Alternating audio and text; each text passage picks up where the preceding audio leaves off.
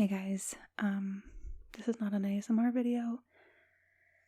I will try not to yell, but this is just a normal video, and I know these videos get for views, but I'm here talking. My dog is sighing because he's pissed off.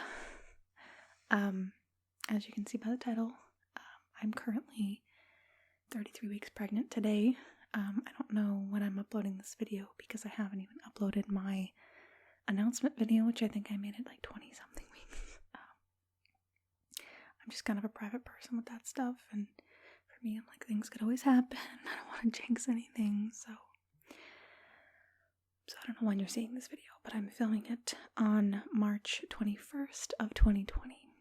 I will hopefully get it up in the next week or two, because after that, I don't know if it makes much sense. Maybe it will. But as you all know, we are in the middle of a pandemic, and it kind of came out of nowhere. And obviously, I nor anyone else who's pregnant right now chose to give birth in a pandemic or be pregnant in a pandemic. Other than being pregnant, I have no underlying health issues, except for I had pneumonia when I was 2, so I don't know what the scarring in my lungs looks like from that. I may have all recovered, or all but recovered at this point, but I already, as you can hear, it's so hard for me to film videos, especially wearing masks right now, because 3rd trimester of pregnancy, it's hard to breathe, and I have to turn off the air conditioning when I film, and it is hot. It's like 80 something, so it's hard for me to catch my breath as it is. I'm also getting over a cold that I had a few weeks ago. It's just a cold, I swear, and I still have kind of a lingering cough from that. So I'm okay, but I'm cautiously concerned. Because if I get it, they're still not sure about the effects that it has on pregnant women, as far as if we're more likely to catch it or if it's any worse for us. I can assume, because this is a respiratory virus, that we would be at a disadvantage because our lungs at this point, if you don't know, are pretty compressed by the baby. And that's why it's hard to get a deep breath. So between that and the fact that I still have this kind of lingering cough, if I do catch this, I'm concerned. My husband still has to go to work every day. He's in the military. He does go to work every day, works with tons of people. So it's a little bit concerning for me.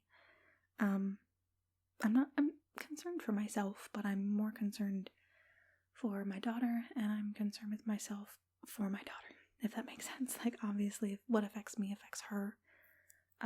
If it weren't for being pregnant, I don't think I would be really that concerned or that anxious, but I am because of her. I feel horrible.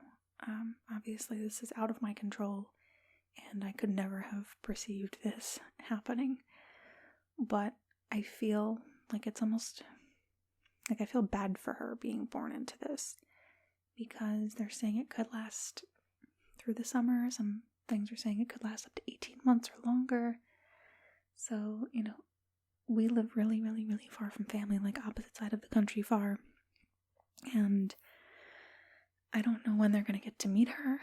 My husband and I are both only children, so it's first grandkid, first niece, first all of that, and I don't know when people are going to get to meet her, and that sucks.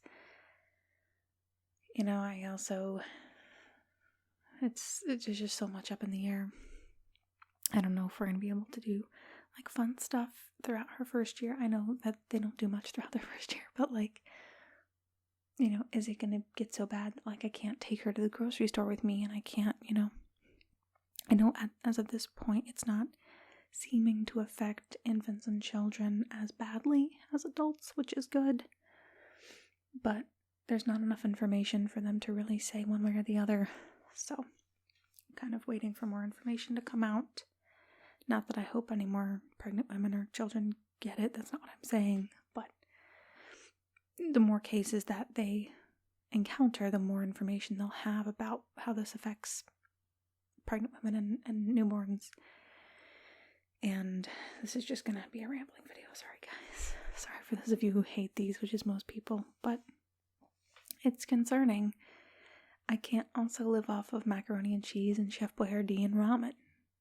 The baby needs nutrients. She needs proteins and vegetables and certain things, and a lot of those things are perishable, and I have to go to the store once every week-ish, if I run out of something that's important, and there's a billion people in the store.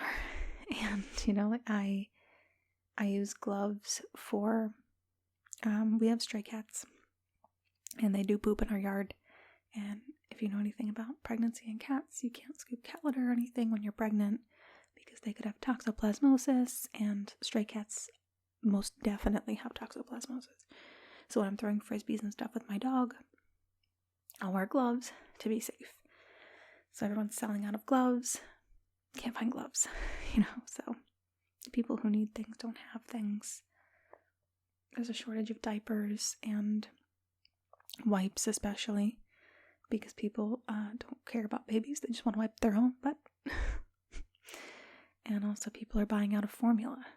And that's scary because not everyone can breastfeed. Not every baby can breastfeed. Some babies are allergic. Some babies have issues. I'm not going to get into the whole thing, but a baby can't eat solid foods until about 6 months of age. So if your baby can't breastfeed and everyone's buying out the formula and all of everything, what do you do? I had so much trouble finding baby medications. I had to spend a couple $100 just getting the last minute medications because they were selling out so quickly. Horrible. I had to drop a lot of money that I didn't really have at the moment to make sure that I secured these things so that when she came, I had them. It is, my dog is sighing. I hear you, Aries. It sucks. It's concerning that we don't know how it affects pregnant women or newborns. It's concerning that I don't know if I'll have everything I need for her. It's concerning that I don't know if I'll have the nutrients that I need for myself while she's still in there for the next 6.5-ish weeks. I also, I don't know when she's going to meet her family or anybody, or I can get help. My husband works a lot and I will need help, and it may not be the smartest thing for my family to travel to come help me right now. So there's that. There's also, currently there's one visitor allowed in the hospital that I'm going to, and this seems like a fairly common thing across the board, is there's one visitor allowed per birth, per delivery. And some hospitals are only allowing the father, which is fine for us because that's the only person who's going to be there is my husband. And then some hospitals are even taking it as far as to say that no one other than the mother can be there until you actually start pushing. So that would suck if I'm in labor for 2 days. My husband basically just has to sit home and wait for me to call him and say, hey, it's time.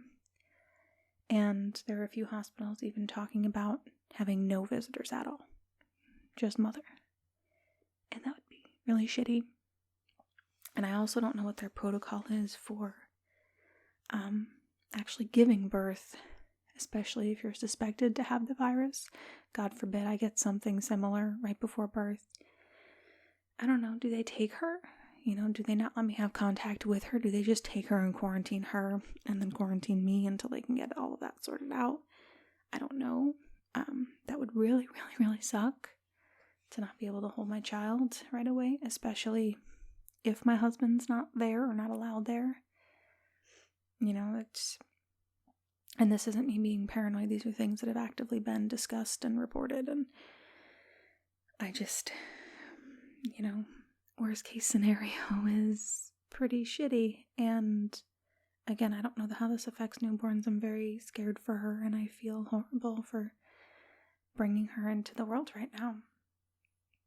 I know that it's got nothing to do with me, but I feel like a bad mother already because I can't get her what she needs and do the things that would be best for her and have the people here that can help her. And it's very scary and it's confusing, and I just hope it stops soon. And I know it's not going to. I'm not stupid, I'm not naive, but if I could wake up tomorrow and this could all be over and we could just go back to worrying about normal things like, am I gonna put her diaper on backwards? Is she gonna sleep through the night? Those are normal concerns, on top of, do I have enough food to feed myself, and will she be able to get formula if she needs it, and medication if she needs it, and will I be able to take her to her pediatrician if anything's wrong with her, because newborns get sick all the time and get rashes and all sorts of stuff. It's really, really scary, and I am worried. And like I said, I wouldn't be if it weren't for her. I would just be like, well, that sucks. I'm in the good age bracket and health bracket to probably just have very minimal issues. And I don't go very many places or do much anyway. I work from home, as you guys know. So it wouldn't be difficult in that respect. But, I'm concerned. And there are people who are still, I'm in some pregnancy groups on Facebook, and people who are still trying to get pregnant right now, and I'm like, don't do it to yourself. Don't. I know you want to get pregnant, but you don't realize how much it sucks to be in this situation until you're in it, and you're being told that the father of your baby may not be able to be in the room. God forbid I get sick with anything. If I get a cold, they're going to take her away from me. Just in case, of course, and I'm okay with that, but I don't like it. It's just very, very scary. And like I said, I don't go very many places, but my husband does work with a lot of people, and he can't just take off. The military does not allow you to do that. You do what they tell you. So it's very, very shitty to be pregnant during a pandemic. And I'm sure it's very, very shitty to give birth during a pandemic. And I will follow up with you guys on that if and when it happens. Well, it's going to happen. We're going to give birth at some point. She's not going to live in there forever, as much as that might be the best thing for her right now. I don't think that's going to happen. With my luck, she'll come in like a week or two. Or try to, at least. As she kicks. No, you're not doing that, little girl. She's a sassy one already. She talks back. She kicks me when I say things she doesn't like. It's very odd. I know she doesn't understand, but I think she does. So this video is freaking long. But, if you're someone who's buying up all of the gloves and all of the baby formula and all of the whatever, especially to turn around and sell it, please think about what you're doing. Think about people like me who are a single income household. YouTube does not make me rich.